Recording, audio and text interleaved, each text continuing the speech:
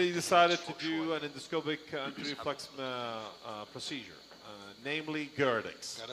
Now, we have done the scope first, showing basically intact normal esophagus with the Z-line located at 40 centimeters, as well as retroflex views in the stomach revealed incompetent lower esophageal sphincter in the absence of hiatal hernia, specifically Hill grade 2. So he is by all means qualified to undergo endoscopic fundoplication.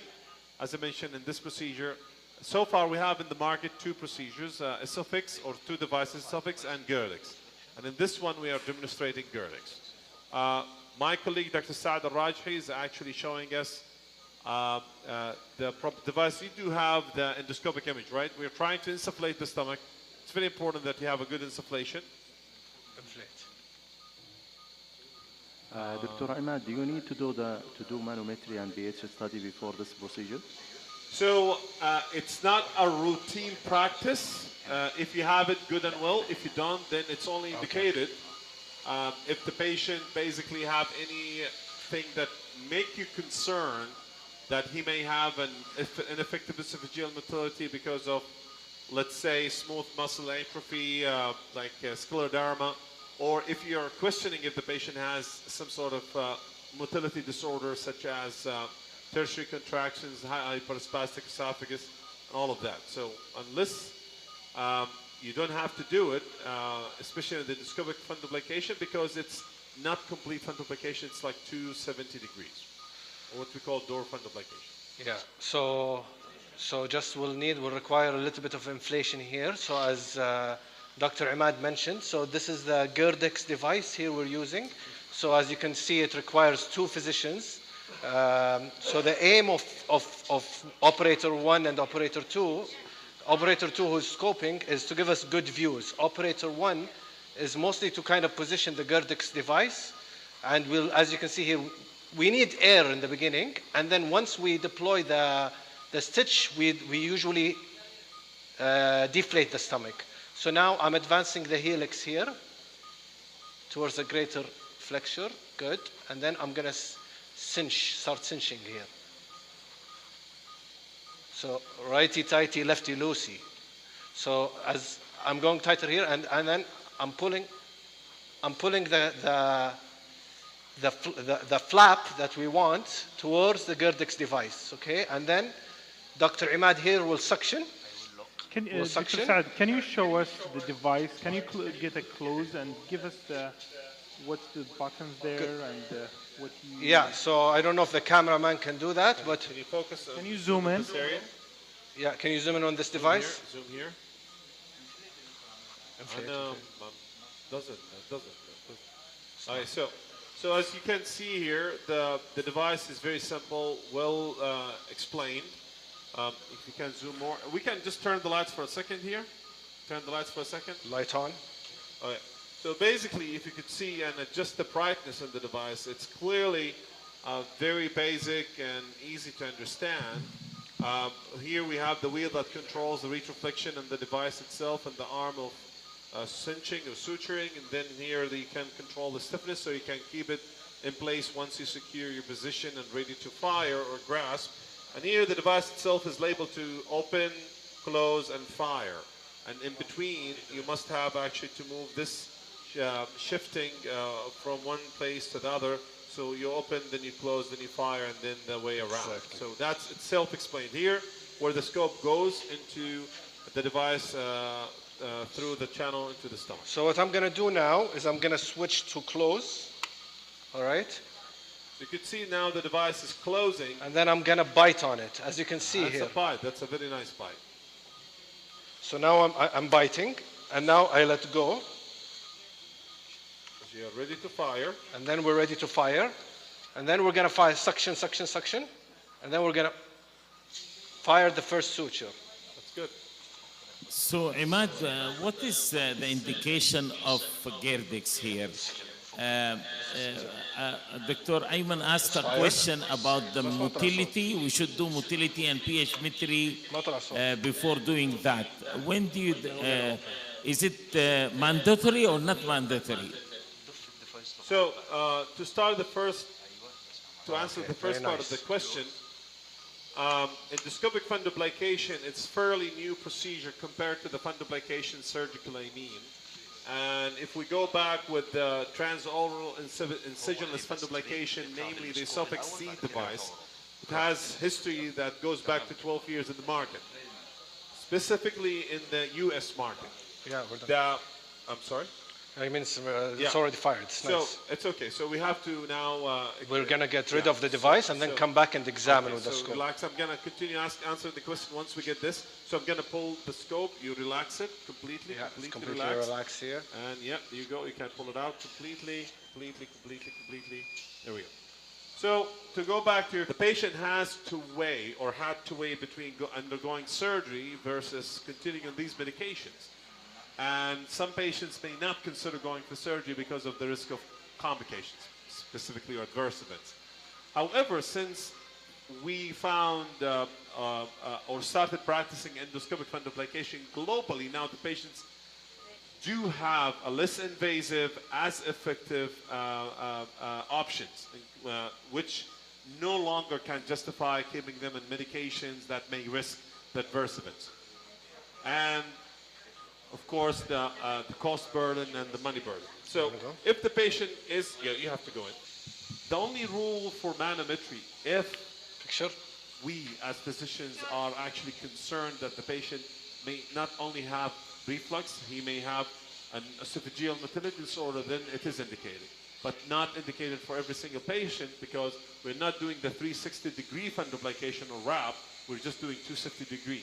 Or what you call door fundoplication. So the short answer is not every single patient needs to undergo manometry, unless if your question. Okay, Emad, we have a question from the audience. Emad, assalamu alaikum. Two questions actually. I can't hear. Your comment. Do you start with? Adil, can you repeat the question after it's asked because we can't hear the. Yeah. Do you start with 5 o'clock position first or 9 o'clock position? Number one. Number two. Did you come across sometime you might find difficulty to go through the greater curve? You have to go through the lesser curve. What's your view on that? Yeah. So the question, Emad, I'll start with the second one. You probably can repeat the first one later on, Dr. But so the one of the questions is if it is difficult to make a bite in the greater curvature, would you do it in the lesser curvature? So the answer is no. No, the really visualization is crucial.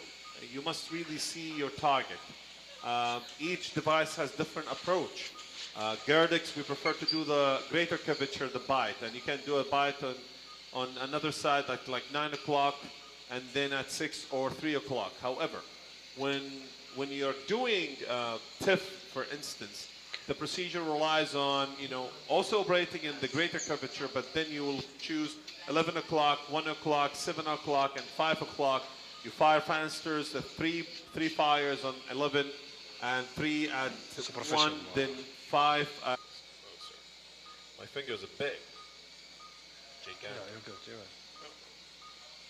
Okay, there we go. So we got it through this small hole into the channel of the scope.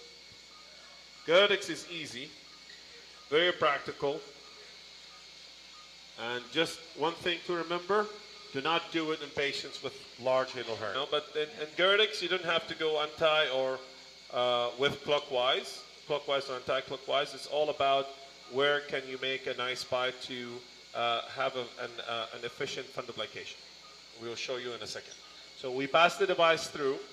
Now we are ready to advance the scope through. When we do that, basically we rely on oil lubrication. We don't have to, I think we have to go. Dr. Emad, is there any post-procedure instruction? Is there a post-procedure what? Instruction to be given to the patient? Yeah, so those patients after the complete the procedure, I usually tend to admit them overnight just to watch for any complications such as bleeding or perforation, which is, as long as the procedure is done the right way, you should not have any of these problems. But because of the setup in our hospitals, we prefer them to be admitted. So The patient will be MPO overnight, and then clear liquids in the morning. You can put the device back a little bit. Wait. Okay, pull more. Okay, just give me a second. Yeah, there we go. So keep them MPO overnight, then liquids for 1 week, then soft diet for the following week. After that, then they can go to regular diet on the 3rd week. They should not be do any heavy weight lifting for 2 months at least. Sometimes if they could wait longer than that, it would be ideal. And also, if they are women, I should not recommend, or I recommend no pregnancy for the following year, for 1 year, 12 months. So now we have the device again. So Saad, you see, you can now see we can here. See. Yeah, but before Saad opens, you could see, actually Saad, you can open. So you could see clearly the fundoplication we made. It's really nice. There is some restoration of the wrap itself, or the fundoplication. You could see that we downgraded the Hill. Okay, we're almost done. We downgraded the Hill scoring system from 2 to 1. You could see some length and depth of the esophagus. Can I have a flush, please? One more question. We will just get ready for this. Emad, one more question, please. Go. Is it safe to do it in both sleeve? خلاص, in 1 minute. But I need a flush. Oh, right. All right. So let me just let's. Flush. Can it be done post-sleep? We are trying to flush it now. Emad, one question, please. Is it safe to Just do it in... wait.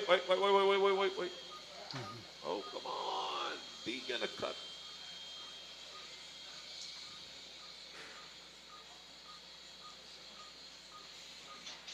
All right. Very nice. Yeah. No, okay. Yalla, Saad. Okay, let's push. Emad, we have a question. Yes. Is it safe procedure to do it in both sleeve patient? Both sleeve gastrectomy patient to do a GERDx technique? Yeah. The question is it safe to do this procedure in post-sleeve gastrectomy?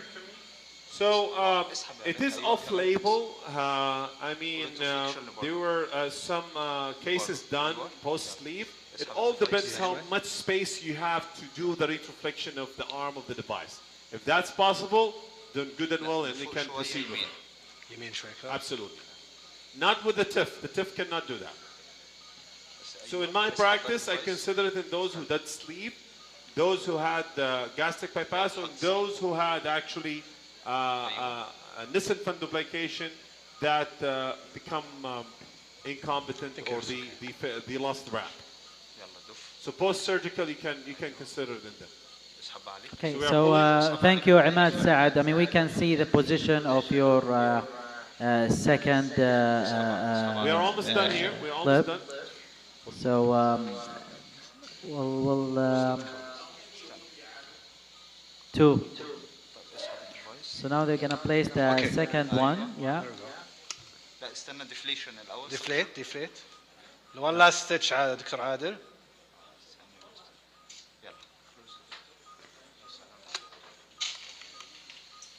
Suck. It will be more beautiful than the first one because we give it a time. The second one, and we are good. So well, thank you very much, Emad and Saad. We'll move to our second case. I think we have another patient in fluoroscopy.